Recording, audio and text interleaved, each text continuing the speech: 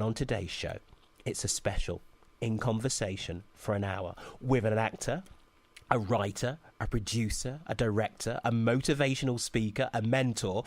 Have I forgot anything? Oh, yeah. And my pal, Samuel Benter. Hot off the successful reviews of his ITV2's fresh contribution all about the Mackenzies, I took myself down to his local cafe to talk to him.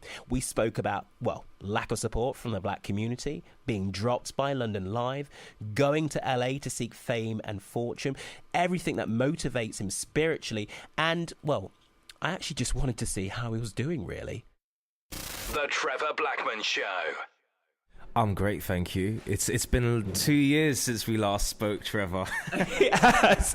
But what you've done in those what we've both done in those 2 years, been amazing. We spoke about diversity last time when we were together. And you were talking to me about the fact that a load of English actors, not just actors, writers as well, had kind of gone across the Atlantic seeking their fame and fortune because basically the UK wasn't supporting them enough. What say you now? I'd say things are definitely changing now. As you can tell with ITV's Fresh season, ITV2, they had commissioned 4 new shows from people of the BAME community, in front and behind camera. There's been a lot more public awareness of diversity overtly coming from the people in the broadcast industry. I do know there was a recent post from someone in Ofcom in regards to diversity as well. So there's definitely been a huge shift. I also think what's helped influence it as well has been the success of Empire, with the American show Empire as well. Kerry Washington in Scandal.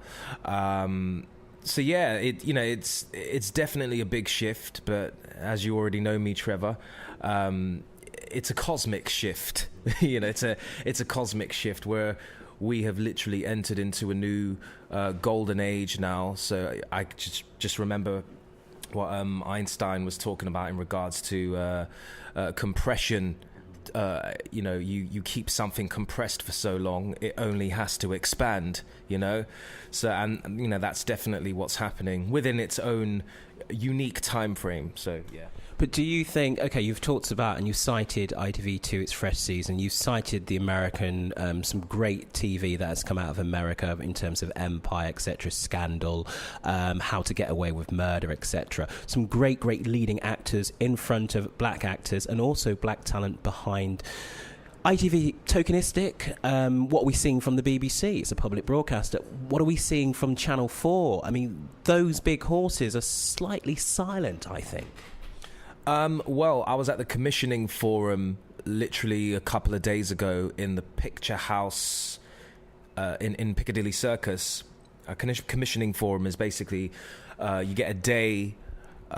It's for producers who literally they go there and they're listening to different broadcasters, commissioners, etc. They say, what they're looking for, what's yet to come. But what I will say, Trevor, is in regards to what you said. Watch out for a show called Gorilla. That's the not gorilla as in King Kong, but the other word gorilla. There's definitely a show coming out which does have Idris Elba in it, and it's quite political. A lot of black talent on there. I can't remember which channel it's coming out on. I think it might be. I think it's on ITV or it could be on Sky. I can't remember, but. Yeah, more stuff is coming out. It is coming out. Okay. Last time we met, you were disillusioned. You were I'd say upset. You took yourself to LA. You took yourself to America. You went to LA, you went to Atlanta, you went to New York City. Tell me about that journey and then why you came back. Okay. Firstly, I left, I think, I went to, first of all, it was LA. Why I chose LA is because in my head that was the place to be. That's where Hollywood is. It's pretty much where the magic happens, so to say. And I'd been there before, but this time I was literally going to go for good. I was tired of the country. I was tired of not being heard here in the UK.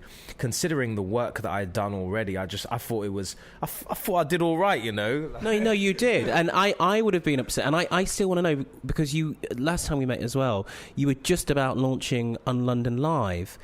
And then they dropped you. And it was just like, I don't know what happened for you in your head, but for me in my head, I was really frustrated and I was really upset because I thought they were championing new talent. And then suddenly they've gone a full circle and all they're doing is repeats of stuff. It's like, what happened? Okay, so London Live, they launched 31st of March 2014. Why I remember that date was because Mackenzie's was pretty much their first piece of content that they had acquired, even though they say they commissioned it, which is a lie. No, they acquired the material that I had. And it wasn't just my show, you know, they had Brothers with No Game, there was some other stuff as well.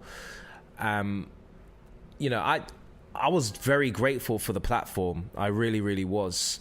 And they was a brand new channel, so I understood their strategy was to bring a YouTube following to watch their channel, you know. But, you know, they had the show, and in the meantime, what I was doing was I was writing another series of the Mackenzies. You know, we went out and we filmed it. This had nothing to do with London Live. But in my head, they was naturally going to take the second series because that's what they had said to me. So in my head, what I had done as well was having the knowledge of they were going to take a next series, from the acquisition money that I was given, I went and I started renting out a place in Greenford. So I pretty much had my own little ground floor flat, which was really, really cool. Had a back garden as well. And, you know, I loved it. And that was under the impression that they was going to take the next series. So next series was done, everything all finalized and stuff, you know, and, you know, it was sent to them. And I think it was in July, was this 2000? I think it was in 2014, where I remember getting an email basically saying that they're looking to rebrand the channel, so they're not looking to take another series. And I was a bit gutted because, first of all, I had this piece of content that was pretty much going to collect dust. And not only that, I lost my flat. I had to move back in with my family, so I kind of went backwards. It wasn't a nice time at all. And I just thought to myself, you know, I will reach out to other networks, which I did. You know, I sent it around, the usual, no responses. And I just did not understand it at all. I thought, you know what? I had been really going for this for the last few years to get a show on screen. Particularly something that was of a positive nature with the black community, and I don't know. I felt quite hurt because of it. Not only that, I wasn't necessarily getting the support from blacks in general, online, or, you know, even certain celebrities. You know, you'd think they'd support new stuff, like especially from black people, but that wasn't actually happening. So I thought to myself, cool, well, you know, maybe it's just this country in general. Were you angry?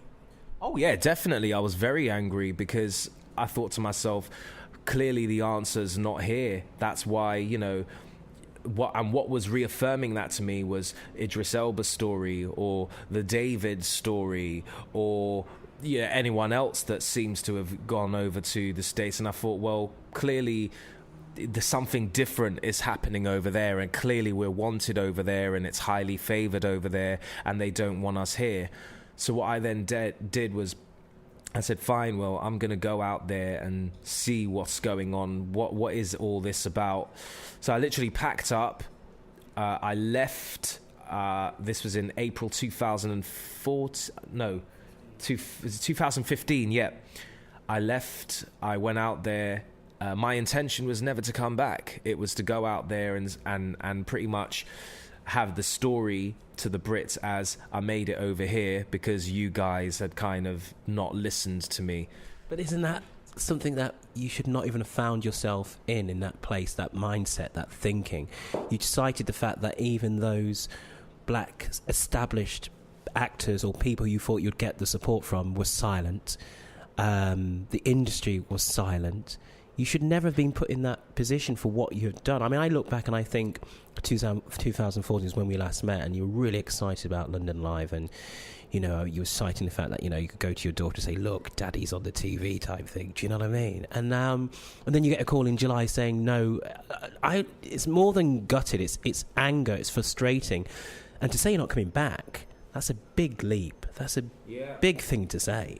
It was a big thing to say because, you know, I am getting older, you know, and who wants to be 50 years old and nothing's popped off? Like, I just said that's not going to happen. You know, I want to be able to settle down, you know, get married, have a family, have a foundation set, a legacy. You know, I want to tell a story, but, you know, inspire others that they can do it too. And I truly believe that can be done because it has been done before. You know, even though, you know, the anger was there, you know, I went out there, and even by going LA alone, you know, there was stuff that I discovered out there, which I then classed as part of the journey, stuff I had to kind of learn. You know? Well, first of all, I went out there and I probably only had 2 friends out there. I had no family. So first of all, I was by myself for the whole time. That was hard in itself, having no family, no friends, and you're 8 hours behind the UK. So most of the time I was kind of figuring out what I was doing, because prior to going out there, it wasn't a thing where, you know, I had a plan. I was kind of trusting the unknown. I said, I'm going to see what happens. You know, I ended up getting a manager out there who's still my manager now. But what I had learned out there was, I don't think people here in the UK understand how much they are loved by the Americans. I mean, they literally worship the British over there. But the mindset here is we worship them, and they're a majority compared to us. And this is what I started to notice. And, you know, I had a screening of the Mackenzies at the Chinese Theatre in Hollywood, which was really good. And you know, Morris Chestnut, big actor over there, he had attended as well. I was very well chuffed about that. And the bottom line is, in America alone, you could probably turn your head and that person's an actor, a writer, or a director. It is saturated over there. It is so saturated. There are so many people who are wanting to make it big time. And when I was out there, I felt literally invisible. You know, it was like, you know, no one knew who I was, and it's like I didn't really know where to start. All I know is I had this one show and I didn't know how to approach it. I had contacted networks, and, you know, trying to find the right people was tough, and I just, you know, found whatever email addresses I had and I was just sending it out there. You know, I remember there was this one time I tried to go to Universal Studios, and believe me when I say this, I tried to break into the studios. You did what? Tell me. I tried to break into the studios, styling it out, because I was for a couple of months I was working in Bubba Gump's out there in Universal Studios, and they're right next to Universal Studios. So the people that came in were people that worked at the studio. So I thought, okay, yeah, that's my intention. I'm going to literally be speaking to everyone that comes to my tables. I mean, it didn't really lead anywhere, but what I do know is that first of all, I would never be a server again in a restaurant. I'll tell you that. I've been there. I'd never do that again. But you have to have, what I'm reading through all of this, apart from the fact that you're never going to be a server in a restaurant, is you've got to have a plan. If you're going to go to LA, you need a plan. It's okay to trust in the universe and take a leap of faith, But you got to have a plan, because as you said, it is saturated. We've got people listening now who may be thinking of doing that. And I'm hearing the advice from you is have a plan.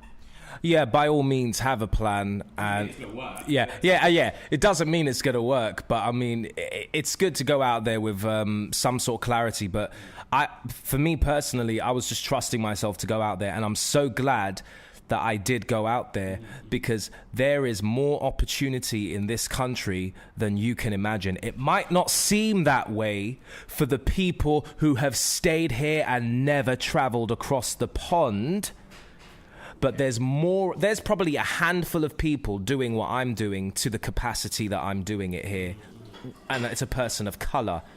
So, someone's got to open the doors, and by all means, I don't just, my intention is to open them, is to kind of to knock them down. Yeah, I'll tank through the wall, mate. Get the door. It's good that you said that there are more opportunities here, because people do think, actually, no, I need to go to LA. You went to New York and Atlanta. We'll talk about that in a moment. But you need to go to the States, essentially, if you're going to make it. Not just if you're going to make it because you're a person of colour, who may be black, mixed race, etc. You've got to if you want to make it in that creative industry, it's all about the United States of America. Do you know what? I think that was a myth that I fell into, that I believed, because we are projected with so much American material, whether it's music or every film you see in the cinema is most probably done in America. It most probably is. So it's understandable for us to think the American dream is the way. No, that's not necessarily it. I think for me, being on this spiritual path as well, and everything I've been learning as well, is it's ignorance to not knowing universal laws, or not knowing an unseen process of how reality is manifested, why people fall into the myths of, or what I call the left brain prison, where logically, you have to do things a certain way. You must go to school, college, university, get your degree. Doesn't mean you'll get employed, but you've done the right thing because that's what you was told. That's what mummy and daddy said, or that's what school said, or that's what the society has said, or that's what the careers events had said. But at the end of the day, it's like they've kind of led you into debt, first and foremost, and secondly, you feel angry with yourself. You feel like a failure for yourself, because in your mind you did the right thing, because that's all you learned from when you was younger, to do good in school, get good grades so you can get that good job. I think we're at a spiritual awakening now, where people are starting to understand that is a lie, and it is a construct that is falling down more and more day by day. People are getting fed up, and not only that, they are now finding creative ways to get their ideas out there. And social media has helped to a massive degree. I have my own negative views on social media, but there are positive sides of it. After all, Mackenzie started on YouTube, right? So that's one myth. And there's another myth where people think you need to have the money first to get started.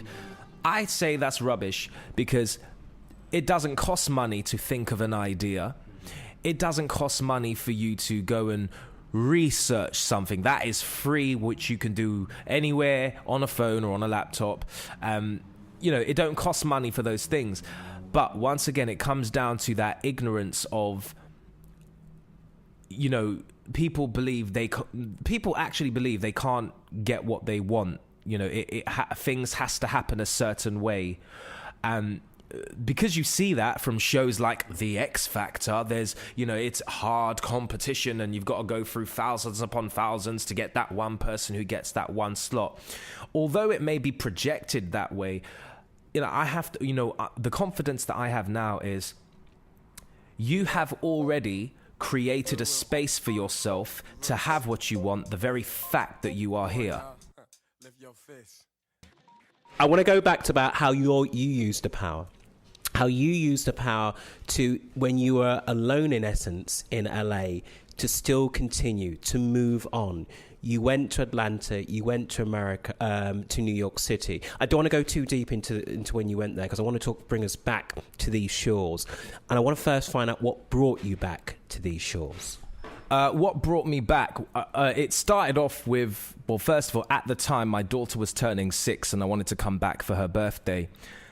So when I came back, I literally, I had, I would say, a realization, because by being in LA for about 7 months and not coming back, you were there for all that time, I was used to how things were out there. So when I came back, automatically it was like I could see a lot more clearly through. It's like I had transcended a perception, which I call transception, which is another show I'm writing. But I saw things different. I saw how, and take this as you want it, I saw how lost people were here. And then I thought to myself, hold on, have you not seen what I've just experienced with how people operate across the pond? They're go-getters. They are, we can do this. They're like, you know what? Even if I've got an iPhone, I will film with that. Like that's how they think over there. Over here, it's, I need the money, or I need this, I need that, and I ain't going to get started. And, it's just it's a cultural difference over here. It is a totally different mental paradigm over here than how it is over there. Over there, they're a lot more open to talk to you. Over here, it's like, I don't know you, why are you talking to me? That's rude, or that's weird. And unfortunately, until people choose to break out of that mental construct, you are going to be where you are for years to come. Yes. Yeah, and I broke out of that ages ago, but after experiencing being out in LA or going to New York or even going to Atlanta, I can definitely see that the power is in the people, and you have to believe in yourself. And if you don't know how, believe me, I know avenues of how you can get there. Then we need to talk about that as well. Okay, I want to. Samuel Benter. It's always a pleasure. Seriously, it's always a pleasure. I want to move us on to the ITV2 Fresh. Okay. So I want to move on to that fact that you wanted to do for yourself. You decided you didn't want to work, say, in a restaurant. You wanted to work within the creative industries at a level that suited your talents. So you decided, to, as always, to put yourself out there, not sit alone in a dark room, but to do something. And then something special happened when you reached out for someone for some help. Mm-hmm. Talk to me about that. Someone who I had worked with before, who's a production assistant, she had told me about this website called Talent Manager. So I went on there and I created a profile. It's kind of like an online CV where you can upload stuff you've done. And I put myself out there as a producer-director. I noticed there was a lot more producer-directors on there as well, but hey, I just thought, let me just apply and see what happens. I was applying to a lot of things, and even though I'd done some great stuff, I had a lot of rejections from people, and I just kind of thought to myself, is this what it's come down to after the whole journey, where I kind of feel like I felt teased by the universe. It was kind of like, well, here you go. I thought it was a limiting belief or something, but I didn't really know. Anyway, I saw on the my profile, it said something about a testimonial, like a reference or something. So then I thought to myself, all right, who can I get to give me a testimonial for what I've done? So I reached out to a guy called Patrick Young, and he was the former chief creative officer for the BBC for 4 years. So he was very, very high up, managing over 3,000 pieces of content for the BBC across the whole country. So I reached out to him to ask him for a testimonial because I had briefly met him at the BAFTA building one time, and this was the time when Lenny Henry was doing his talk. So I met with him, and when I had met him then, he said, "You don't know me, but I know you because I've seen you online." So that kind of just sowed a seed for me. So I reached out to him. He agreed to do the testimonial. I thought, oh, great. And here was the funny thing, Trev. Are you ready for this? He said, "I'm so glad you've contacted me because I was thinking about you today," thinking being the key word here. And he said, "I just had a meeting with an ITV commissioner and they're looking for fresh talent, fresh ideas, and I want to talk to you about a possible production opportunity." Stop the clock. That's just... You said previously you'd put it to bed. You put ideas of TV for a moment just to bed. Go on. So I said, okay, yeah, I'll come see you. So I went to see him at the BAFTA building once again. He has his meetings there. And he said, yeah, they're looking for new ideas. He gave me a lot more insight into what the whole fresh season was about for the channel. So in my head, I wasn't thinking the Mackenzies at this point. I was thinking new ideas. So I went away. I was thinking of a new idea. Even wrote a pilot episode for it. And I gave him my DVD to give to the commissioner so he could check out the latest quality of what I had with the Mackenzies. Never heard anything for 2 weeks. He said he was going to meet with the guy again. And because I never heard from him for 2 weeks, I just thought, oh, it's another one of those meetings where people just say stuff and nothing happens. So I went away on a meditation retreat, came back, and I was on my friend's couch for the week. I couldn't go back home. And I remember my iPad, the notification went off at like 1 a.m. And it was from him. And he said, "Samuel, call me at 9 a.m. I think I've got some good news." Got on the phone to him. He says, so he's checked out your Mackenzie's DVD and he said he thinks with a bit of polish the show has legs. In my head, I thought, oh, so we're talking about the Mackenzies now. So I thought, okay, cool. Well, I'm not going to say no to that. So in my head, I thought there was so many things going around in my head at that time because up to that point, I did not know what else to do with the Mackenzies after everything that had gone on. And I was in a low place because the cast member had died, etc. So what I then did was I met up with him again. And then I met with the commissioner as well. We went to the ITV building in South Bank. Commissioner comes through the door. He looks me in the face. And then he pretty much says, "We want to do the Mackenzies." I was, of course, over the moon. But at the back of my mind, it was, yeah, I hear all this stuff about when you go to TV and there's this control and this and people want to get in and out of your stuff and rip it apart. Well, I can't go into that due to our time frame, but what I will say is I was able to still hold all of my roles, producer, writer, director. I was able to lead the production. Yet, fair enough, I had a script editor, which proved to really work out for me. So my protective barriers went down a bit. And next thing you know, 1st of November, 8:30 p.m., our pilot episode went live on ITV2. Wow. Feeling good. Oh yeah, definitely. I felt very, very good because it was like history in the making, just having that there. Was there a sense of, because we talked earlier on about the whole London Live experience, was there a sense of, yeah, okay, the universe has spoken, some vindication and equally some justice just took place right there? Yeah, definitely. Because, you know how I am, Trevor. I look at things spiritually and, cosmos and all of that. And it was no accident that it was to be part of a fresh season with 3 other shows from the BAME community, also leading up to the Mobos for 2016 and literally just after Black History. And especially when you hear all this stuff about, diversity, X, Y, and Z, I just thought it's no accident this is happening, which I had known already.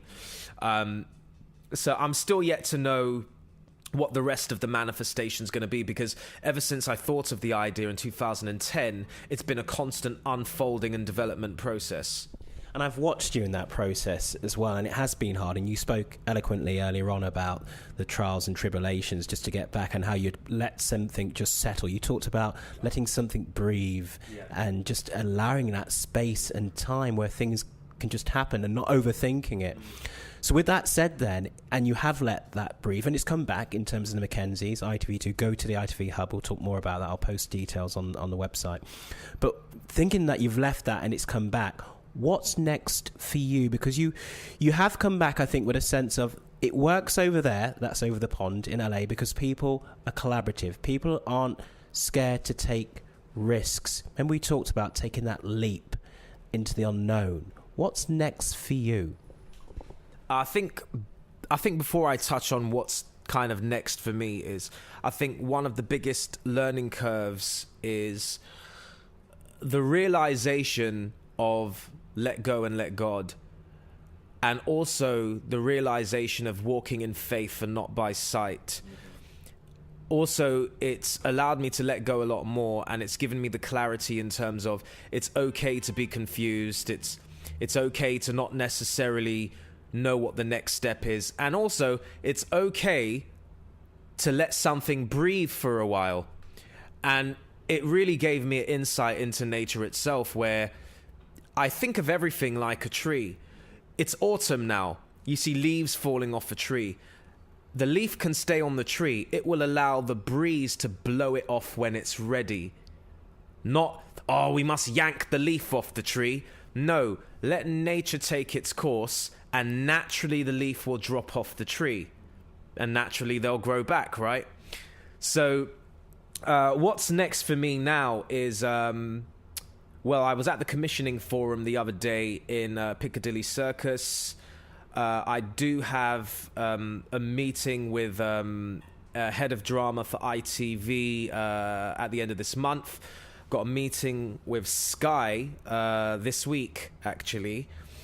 But it's really about me being prepared. And what I mean by prepared is getting other show ideas together and writing some pilot ideas around, writing some pilot scripts around those ideas. So that's what I was literally doing for the whole of this morning as well. God, you were busy. One of the busiest working men I know.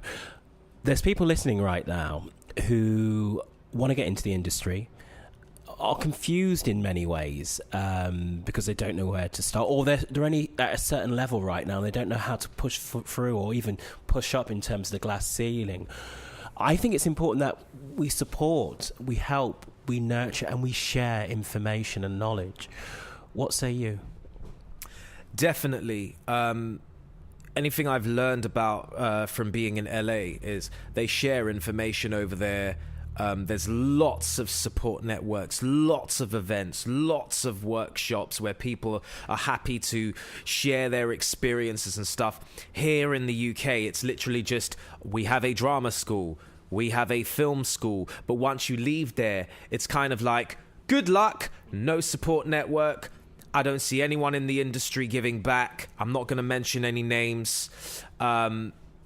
And, you know, I guess it comes down to that whole thing about being the change that you want to see. So that's why I'm very keen to share what I know, in not just with, you know, getting a show together or writing a script. I think the main problem has been due to people's ignorance about their own power. And I empathize a lot is because in schools or colleges or universities, we're not taught about ourselves. We're not taught how to have relationships or relate to people. We're not taught how to communicate to people. Most people are so scared to speak to a brand new person they don't know, you know, and it's actually quite sad. And it shows how underdeveloped we are as a human race. You know, the word community, if you split it up, it's communication and unity.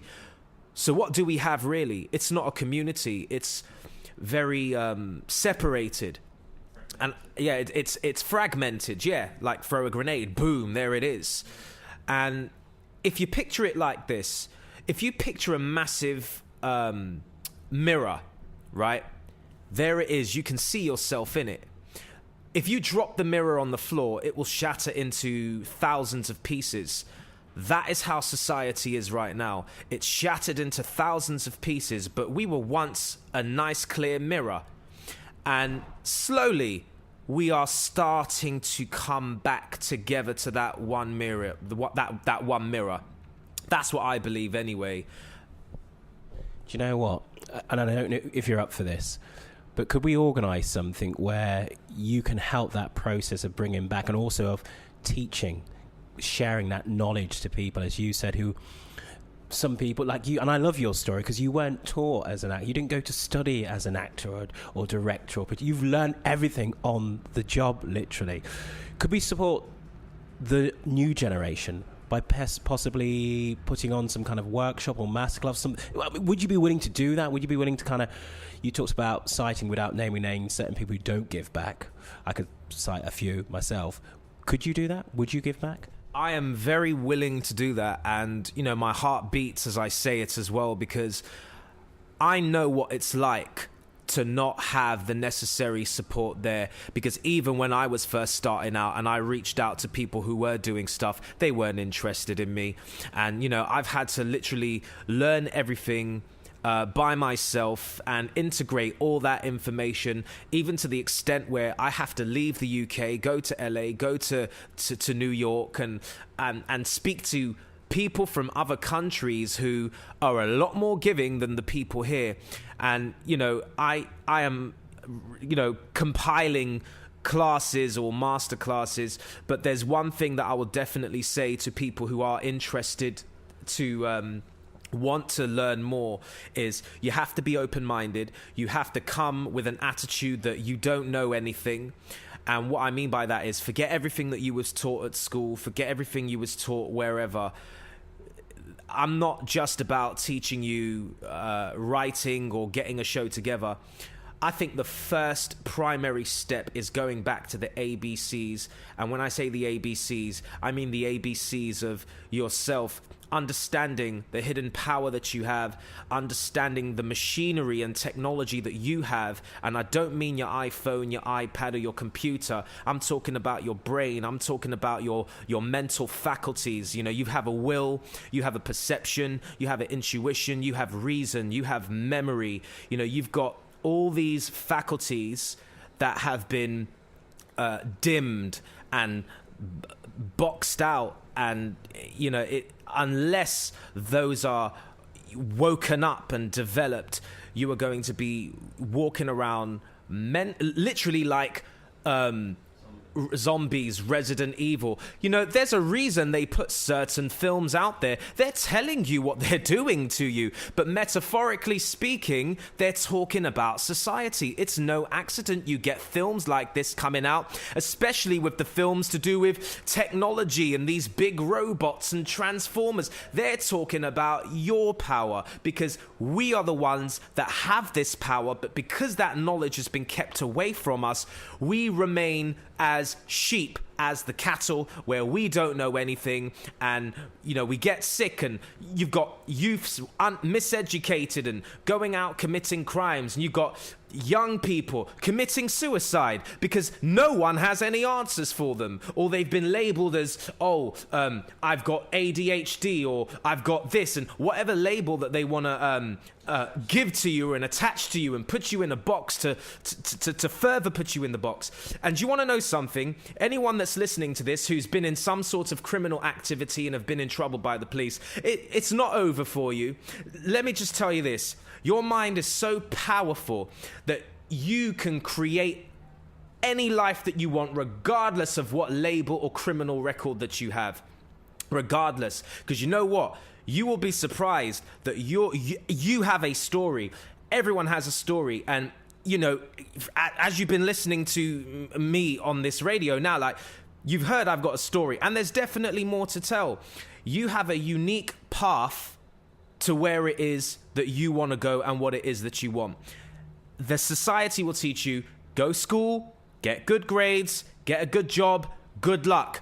There's no support, and that's it. You're out there to fend for yourself, and most people don't live their dreams. They go out, get a job that they don't like for the sake of, oh, I need to go and pay my bills. No, rubbish. If you want to learn some new stuff about yourself, then I would definitely say, yeah, by all means, come to the classes that I'm going to be holding soon. And I will say this as well, because pictures say 1,000 words, but video says 1,000,000. Go and check out a show on Netflix called Touch. And there's an actor in that called Kiefer Sutherland. He was in the 24 series. And pay very good attention to his character. He plays the dad of a young boy who can't talk, and the boy communicates in numbers and patterns and stuff like that. Focus on the dad, because the dad is the most ignorant person out of the whole show, but he trusts the process and he takes action, and his path unfolds for him as he takes action. You can have all the knowledge in the world and be and literally just be on ice, but why don't you be ignorance on fire? Samuel Benter. Every time, I've said this so many times throughout this hour, I want to show about, but it's true. I mean, I haven't even talked about, and we haven't discussed anything in terms of the Black Lives Matter, what it means for a British black community up and down the country, post Brexit, and what it meant beforehand. There's too much to talk about. But do you know what? You're going to be back. What I am going to say is this. I'm going to post on the Facebook my email now. Email me now if you'd like to attend any of Samuel's classes, forthcoming classes that he's planning to. He said it himself. Leave whatever you know at the door. Come prepared to learn, firstly, the ABCs, he said, about you. The rest will follow. But just have faith, because what he's talking about, if you do watch that show in terms of Touch and Kiefer Sutherland and the young lad, is about, at its core, the dad has faith and love for the son. So he doesn't know what's happening, but he has to have that faith that it will all work out in the end. And when you're, thinking back on your life and thinking about what you were taught and thinking about what you wanted and what you have right now, the story is still unwritten.